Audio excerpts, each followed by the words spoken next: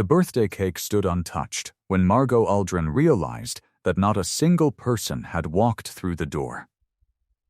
The woman who ran a billion-dollar mobility company sat in her wheelchair at the center of a private dining room set for 40 guests, surrounded by white orchids, vintage wine, and a 3-tiered cake no one had come to share.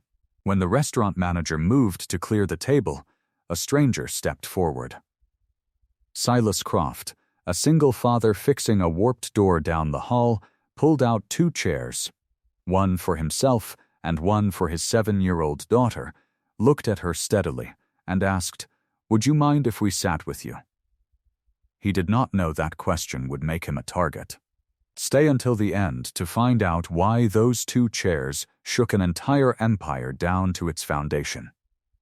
Before we get there, tell me in the comments what city you are watching from tonight, so I can see how far this story travels. And if you believe quiet, decent people deserve to be seen, hit that subscribe button, because this story is for you. 3 hours earlier, in a narrow apartment in Brooklyn, Silas Croft was trying to knot a tie one-handed while his daughter supervised from the bathroom doorway. "It is crooked," Wren said. "It is not crooked. The skinny end is showing." He looked in the mirror. The skinny end was showing. He unknotted it and started again. Wren watched with the merciless focus of a 7-year-old who had appointed herself quality control on every aspect of her father's appearance since the day she decided he could not be trusted to dress himself without oversight. "Where are we going again?" she said. "The Kensington. They have a door that sticks. Is it fancy? It is on a rooftop. Are there going to be kids there?" "Not likely." She considered this. "Will there be cake?" He smiled. "I doubt it, kid." She weighed the information and apparently found it acceptable. She went to get her jacket, the one she had picked out herself, the one with the small patch on the elbow that she refused to let him replace because she had gotten it the year her mother was still home and it still smelled right if she pressed her face into the collar. She had never said that out loud. She did not need to. Silas knew which objects in their apartment carried that particular weight because he carried his own version of the same inventory, and the quiet way his daughter held on to things she loved had been, for the past 2 years since her mother died, the steadiest compass he had ever followed. He finished the tie. He picked up his tool bag. Wren picked up a paperback book she was halfway through and tucked it under her arm. They took the train uptown, standing together because the seats were full, and she leaned against his hip and read while the city scrolled past the windows, and neither of them said much, which was how they traveled best.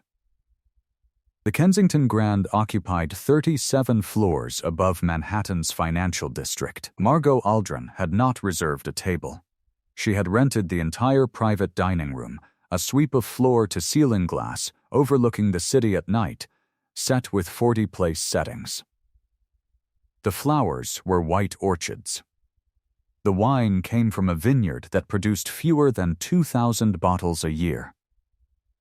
The cake, vanilla and dark chocolate, had been ordered from a pastry chef whose pricing required its own conversation. Every detail was perfect, and not a single person had come. Margot had checked her phone so many times in the past 90 minutes that the silence from her cousin Garrett, from Diana, from the 3 board members she had personally invited, read less like a coincidence and more like an answer. She had built her career on reading patterns, and the pattern of 40 empty chairs on the night of her 38th birthday was unmistakable. The accident 18 months ago had taken the use of her legs. She had fought her way back to the conference table with the same discipline she brought to every other problem in her life. But the people who had once feared her had learned in her absence how to organize their distance. Silas was not supposed to be on that floor. He had taken the door repair because the Kensington was a long-standing client, because Ren could come with him and read while he worked, and because the job would take under an hour. He had been kneeling beside the doorframe with a handplane when the sound of glasses being cleared from an untouched table drifted through the gap. He looked through the narrow opening and saw a woman in a wheelchair at the center of a table set for a celebration that had not happened. Her posture straight, her expression carefully arranged into something that was trying very hard not to be devastation. He did not calculate the distance between their worlds. He stepped through the door, crossed to the nearest table, and pulled out 2 chairs, one for himself and one smaller one for Ren, who stood just behind him with her book still under her arm and her eyes wide, with the quiet understanding that comes from watching a parent follow an instinct too clear to question. He set them across from Margot and said, simply and without apology, "Would you mind if we sat with you?" Margot studied him the way she studied everything that arrived without warning, with attention and suspicion in equal measure, and told him plainly that she had not asked for company and did not need anyone's pity. Silas said he was not offering pity. He said his daughter had a weakness for good cake, and it would be a shame to let 3 tears go to waste on an empty room. Ren had already sat down. She pulled a small plate toward herself and looked at the cake with the serious consideration of a person encountering a professional work of art for the first time. She looked up at Margot. "Which flavor is the bottom one?" she asked, as though the answer mattered more than anything else that had happened that evening. The question was so ordinary, so entirely unaware of the weight of the room, that Margot's composure slipped. She laughed. Not the polished laugh she used in boardrooms. Real and a little startled, the laugh of someone who had forgotten what it felt like to be treated like a person at a birthday party, rather than a problem to be managed. "Lemon curd," she said. Ren's eyes widened. "That is my favorite," she said, with the reverence a 7-year-old reserves for truly important discoveries.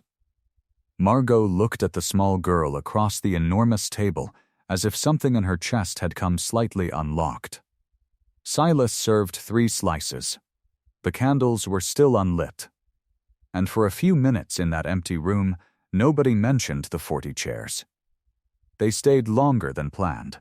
Ren kept asking questions that Margot answered before she thought to deflect them, and the conversation settled into something unexpectedly easy. The way a conversation becomes when neither person is performing anything for the other. Silas did not look at Margot's wheelchair and then look away. He did not look at it at all, except once when he was preparing to leave. He crouched beside the chair without asking permission, pulled a small multi-tool from his jacket pocket, and examined the locking mechanism on the left rear wheel. The lock had been installed at the wrong angle, not dramatically, but enough to redirect a portion of the load onto her wrists with every adjustment. A subtle stress that would worsen on inclines. He made 3 small corrections and tested the mechanism twice. Margot told him flatly that the chair was a prototype produced by her own company's engineering division, designed by a team with more combined credentials than he had likely encountered in one room. Silas said he did not doubt it, and that the team appeared to have placed the locking bracket roughly 2.5 degrees off true north, and that he could tell because he had spent 11 years designing load-bearing systems before he stopped. She asked what had made him stop. He answered the way he answered most personal questions, briefly and without drama. His wife had died. His daughter had needed him in ways that did not fit around a corporate schedule. He had found the work he did now more honest. When Silas stood to leave, Margot's phone lit with a message from an unknown number. She read it twice before her expression went. Still, the party tonight was just the beginning. Resign before everyone else walks away, too. The following morning, she discovered the truth. Every guest on the list had received an email informing them the dinner had been canceled at her personal request, sent from her assistant's company account, at a time when her assistant was documented as having been across town. Someone with access to the company's internal systems had decided that Margot's birthday would end in isolation and had made sure of it. She called Silas and offered him a contract to evaluate the mobility prototype. He declined. She said her world had given her a defective product and 40 empty chairs, and she was not offering charity, she was offering work. The pause was long enough that she began to think she had misjudged him. Then he asked what time she needed him. When Silas stepped off the elevator the following morning, Garrett Aldrin was standing at the far end of the corridor in a charcoal suit, watching their approach with the patient expression of a man recalculating odds on something he had previously considered settled. The research lab held the company's most advanced project, a smart wheelchair system using adaptive sensors to adjust balance and navigation in real time. Scheduled for investors in 11 days. Silas spent 20 minutes observing Margot navigate the prototype, then asked to see the original design files, not the current version, but the first one, from before a revision cycle completed 6 weeks earlier. He set the two versions side by side and cross-referenced sensor placement with hardware specifications and testing logs. The engineers gradually stopped pretending not to watch. He listed 3 issues. The wheel lock mounting had been repositioned, shifting lateral force onto the user's arms. The balance sensors had been recalibrated to prioritize performance under ideal conditions rather than the variable surfaces actual users encountered. And the control logic had been weighted toward demonstration room performance at the expense of reliable function in ordinary life. These changes had not existed in the original design. Someone had altered the specifications within a 6-week window, and the alterations were deliberate choices that moved the product away from user safety. Margot asked her lead engineer to pull the revision history. The access logs for that period had been deleted entirely, not archived. Removed, Garrett appeared 40 minutes later, gracious and curious. "And then?" asked Margot, in front of the full engineering team, what her process had been for verifying the credentials of an external consultant given access to proprietary technology. Margot told him the consultant had found a fault her internal team had not reported and asked him to leave the room. After Garrett was gone, Silas told her quietly that he had not agreed to come in order to be deployed in a family dispute. His interest was limited to the fact that a flawed product reaching the market would cause physical harm to people who depended on mobility equipment to function safely in their daily lives. Margot looked at him a long moment. Then, she said that after the accident, everyone around her had begun speaking more slowly, choosing simpler words, as though her paralysis had transferred to her mind. She had spent 18 months trying to prove otherwise, which was exhausting in a way she had not admitted to anyone. Silas said, "You do not need to prove you are still a person to anyone in this room." That night, Silas returned home to find a plain envelope tucked under the windshield wiper of his truck. Inside was a photograph of him and Wren leaving the Kensington Grand the previous evening, and below it, a single typed line. "Stay away from Margot Aldrin, or your daughter will pay for your curiosity." He did not sleep that night. He did not call Margot because telling her would have meant admitting that someone inside her world had extended a threat toward his child, and admitting that would have given her an opening to deploy a solution that made Wren part of a problem she did not know existed. He returned the access card to the front desk before business hours and left a brief message saying the engagement was not a fit. Margot called before he reached the end of the block. She said she knew he was lying, not because she had information he did not, but because she had spent 18 months watching people lie to her face, and she recognized the particular quality of a lie told by someone trying to protect rather than deceive. Silas said he had a daughter to think about. Margot's response came with a quietness that cost her more than she showed. She told him he sounded like everyone else, willing to be present when things were easy and willing to disappear when they became complicated, and that she had hoped he was different.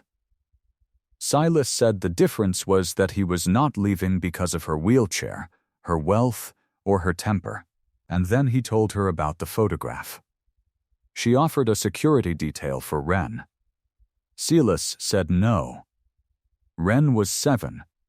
She was going to go to school and come home and live her life without knowing she had been photographed as a warning, because the moment she knew, the fear would start. They argued, not loudly but thoroughly, the kind of argument between two people who are both right about different things. Margot turned to the one thing she could do with precision.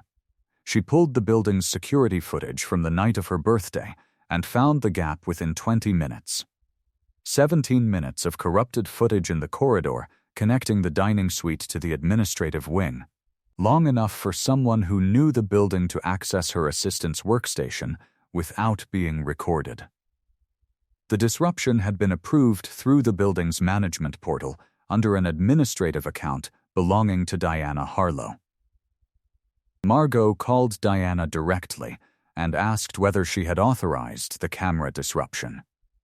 Diana did not deny it.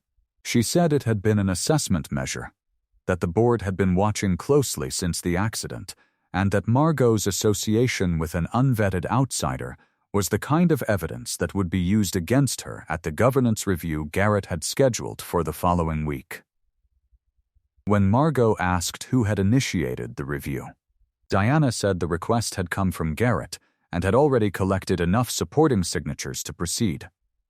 Margot had not allowed herself in 18 months to consider the possibility that the accident had been anything other than mechanical failure. She was ready now. In the 2 weeks before the accident, she and Garrett had argued over an acquisition. A component supplier called Vestron Dynamics had been brought to the board by Garrett, framed as strategic opportunity. Margot had reviewed their safety compliance record and found unresolved federal notices related to sensor calibration failures. She had blocked the acquisition in the preliminary vote. The accident occurred 9 days later. She drove to Silas's workshop that afternoon, found him planing the edge of a walnut panel, and told him everything: the timing, the acquisition, the component supplier, the sensor type that had failed in her car. Silas listened the way he worked, carefully and without rushing the conclusion. He said he could not tell her the coincidence meant what she thought it meant, and that she needed something stronger than timeline alignment. Then he agreed to help, because the alternative was leaving her to carry it alone, and because he had already spent enough nights thinking about that photograph to know that distance from this woman's life was not actually available to him anymore. Over 2 days, working from records stored on Margot's personal device, Silas found the technical link. A code string in the prototype's altered sensors appeared in 3 places: the firmware, Vestron's product catalog, and a procurement memo where Garrett had pressed for the supplier relationship before Margot's safety review was complete. Garrett had not cut a wire. He had made a calculation about whose life was worth more than his profit margin, and Margot had been on the wrong side of it. Garrett moved the governance review forward by 48 hours. By 7:15 the following morning, every seat in the boardroom was filled. Garrett's presentation was methodical and unhurried, the work of someone who had been preparing it for a long time and had learned to dress ambition in the language of governance. He presented 4 lines of evidence. The prototype's defects attributed to a breakdown in oversight during Margot's tenure. Stock performance since the accident. The decision to introduce an external consultant without formal vetting, and a pattern he described as emotionally driven decision-making. Diana then distributed photographs taken from a distance in the Kensington Grand's dining room. Margot and Silas sharing cake with a small girl between them, cropped to emphasize its informality, alongside a caption noting that the individual pictured had accessed proprietary technology within 72 hours of their first meeting. Margot did not rebut, point by point. She introduced Silas and said plainly that he was the person who had identified a deliberate manipulation of the company's most important product before it reached 200 investors and a market of patients who depended on mobility equipment to function safely in their daily lives. Silas walked the board through the design documents, the original and the altered version, the 3 technical deviations, the deletion of the access log, and presented that the modifications had been made from within the company's system during a 6-week window in which only senior personnel had been active in that directory. Garrett said Silas's engineering license had lapsed several years prior and that his analysis carried no legal standing. The board chair, Philip Marsh, asked Silas directly whether he stood behind the findings. Silas said he stood behind the evidence and that the board was welcome to have the documents independently reviewed, but the review would reach the same conclusion because the data said what it said regardless of who held the pointer. Then, Silas presented one more finding he had discovered the previous evening while cross-referencing the design files. An older proprietary format retained its full edit history in a layer that the person who had deleted the access log had not known to address. The edit history showed an approval signature, and the signature matched Garrett's credentials. Garrett said his account could have been accessed by someone else.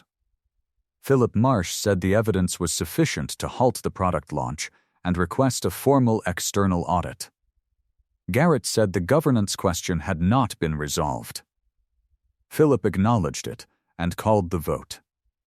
The result was 8-8, with Diana Harlow holding the last ballot.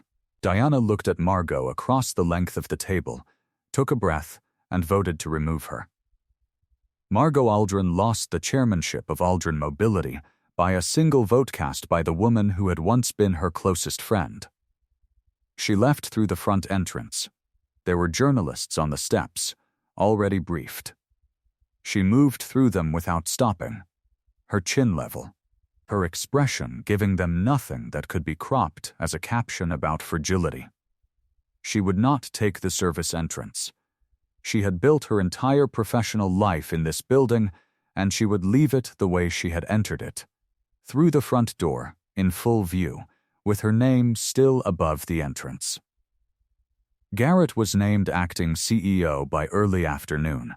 He suspended the smart wheelchair project, terminated 6 engineers who had supported Margot's return after the accident, and announced that Aldrin Mobility would proceed with the Vestron Dynamics acquisition at an accelerated pace. Margot sat in her penthouse in a room that was wide and expensive and very quiet, and held the question she had been avoiding since the day she came home from rehabilitation, and looked at the corner office and thought, if this is the only thing left, what happens when it is gone? Silas did not bring flowers or offer speeches about resilience. He called and said he was going to be in the workshop for the rest of the afternoon, and that she was welcome to come. She came. He had cleared a long workbench and placed on it the materials for a project he had been thinking about since the evening at the restaurant. A chair designed for someone whose upper body did the work that most chairs assumed would be distributed through the legs, not a medical device labeled with the vocabulary of limitation, but a well-made piece of furniture built for a specific person's actual body.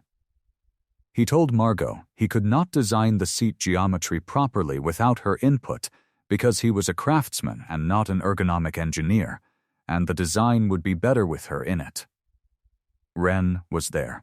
She had pulled a small stool to the end of the workbench and was drawing in a notebook, and when the argument about the armrest angle reached its most technical point, she looked up and said, without any particular ceremony, that the armrest should be lower on the left side, Because that was the side you leaned on when you were tired, and tired people lean harder than they think. Margot looked at the 7-year-old, then at Silas, then back at the 7-year-old. "How do you know that?" she said. Ren shrugged. "My dad leans left when he is tired. I lean right. Everybody leans one way." Margot adjusted the specification. The left armrest was lowered by half an inch. They worked for 3 hours. Somewhere in the middle of it, Margot noticed that she had not thought about the board vote for the better part of an hour. She said that Aldrin Mobility had spent years designing products based on what investors found compelling in a demonstration room rather than what users needed in an ordinary day. And that she had always known this and had not fixed it, because fixing it would have required admitting that her company's best-known products were built more for the people who paid for them than the people who used them. Silas said that was worth fixing now. And it was Ren, from her stool, who said something neither of them expected. She said, "The cake lady looked lonely, but she did not look broken." She looked like nobody asked her the right question. The room was quiet for a moment. 3 days later, Silas found the financial thread. He traced the corporate structure of Vestron Dynamics through public registration documents. The acquisition would route a substantial portion of the transaction value through a holding vehicle called Harlow Strategic Holdings, registered in Delaware, with a beneficial ownership structure that led through 2 intermediate entities to a trust that Diana Harlow had established 4 years prior. Diana had not cast the deciding vote as a favor to Garrett. She had cast it as a financial partner with a material interest she had never disclosed to the board. That evening, Diana called Margot and said, "If you want to know what really happened to your car, come alone." Margot came, or nearly. She had told Silas where she was going and agreed to check in every 30 minutes. The meeting was at the Kensington Grand, in the same private dining room where 40 chairs had stood empty 3 weeks earlier. Diana told her the truth in pieces. She had authorized the camera disruption. She had helped Garrett build the case. She had been promised a position and had realized Garrett intended to position her as the sole architect of Margot's removal and leave her exposed. Then, the part that mattered most. 7 days before the accident, Garrett had received a safety compliance report from Vestron identifying a sensor calibration failure in a batch that included the one in Margot's vehicle. He had held it for 7 days because the recall would have killed the deal. Diana had kept the original email with Garrett's name and a timestamp that predated the accident by 7 days. Because she understood it was the only insurance she had against a man willing to let a family member come to harm. Margot told Diana she was recording the conversation. Diana said she knew. They arrived at Garrett's acquisition signing 3 days later. Margot, Silas, Diana, and 2 independent attorneys carrying copies of the documentation. The room went quiet the way rooms go quiet when the thing everyone has been maneuvering around sits down at the table without an invitation. Philip Marsh read the email, reviewed the design modification history, and traced the beneficial ownership chain before the first hour was out. He suspended Garrett, canceled the signing, and called for a full independent investigation. Garrett looked at Margot and said she had staged everything to reclaim power. Margot told him, very calmly, that she had not come to take back the chair. She had come to make sure he did not get to keep sitting in it. The board voted to restore her position before the business day ended. She declined. She returned the following morning with conditions. An independent safety oversight committee with authority to halt any product launch until a full user panel review was completed. A standing advisory group of actual product users embedded in the development process from the earliest design stage. No acquisition could proceed without a transparent third-party safety audit regardless of the financial timeline. The board accepted. Then they asked her to come back as CEO, and she said yes. Not because the title mattered in the way it once had, not to restore a name or prove something to the people who had voted against her, but because the work itself mattered, and because she was better at it than anyone else in the room, and she had stopped pretending otherwise. Silas accepted the position of Director of User Experience Design, a title Margot invented specifically to describe a job that had not previously existed at the company, on the condition that he had the right to contradict her in any meeting at any time without it affecting his employment. She signed the clause herself and initialed it. Diana cooperated fully with the investigation and resigned at the conclusion of her testimony.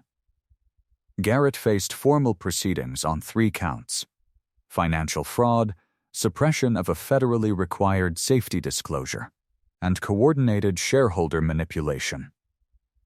The proceedings moved through the system with the unhurried certainty of things that had been thoroughly documented. Garrett's ending was not dramatic. It was a man walking out of a building without his badge, his phone silent. Nobody left willing to answer his calls.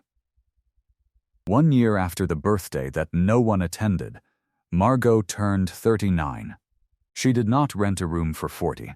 She did not hire a pastry chef whose pricing required its own conversation. She asked Silas to choose the venue and told him her only requirement was that it be small and real and free of people who attended things in order to be seen attending.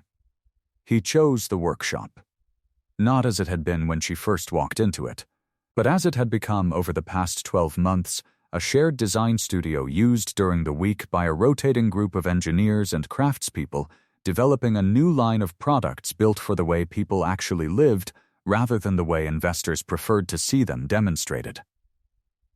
Wren was there, sitting on the floor with a plate of cake balanced on her knee. Several engineers who had been let go under Garrett's restructuring and rehired under Margot's return were there. 2 members of the user advisory panel, people who depended on Aldrin products in their daily lives, were there. And at the center of the room, placed on a cleared section of the main workbench, were 2 chairs. They were the same 2 Silas had pulled from a corner of the Kensington Grand's dining room on the night of her 38th birthday. The restaurant had flagged them for disposal because one carried a cracked leg. Silas had asked to take them rather than see them thrown out. He had spent 3 weekends restoring them, the cracked leg rebuilt with a mortise and tenon joint cut from matching walnut. The grain refinished until it held weight the way it was always meant to. They did not look repaired. They looked as though they had always been exactly what they were. Margot arrived early and found him standing beside them. He pulled one out for her without ceremony, the way he had done it the first time, not with a bow or a production, just the simple, unhurried action of a person making room for someone else. She settled into it. He moved toward the other. She put her hand on the armrest of the one beside her before he could take it. She told him she had been thinking about that first night, about how he had thought he was pulling out 2 chairs. But what he had actually done was remind her that choosing to stay beside someone when every easier option was available could be its own kind of door. Silas looked at her, at the room, at the people gathered in it, at Wren, who had set down her plate and was watching them with the expression of a 7-year-old who understood, in the way children understand things before they have the words for them, that something important was being decided. "Can I keep sitting beside you?" he said. Margot looked at the chair he had placed for her. The same chair, rebuilt, its cracked leg repaired, its surface refinished until it held weight the way it was always meant to. "This seat has always been yours," she said.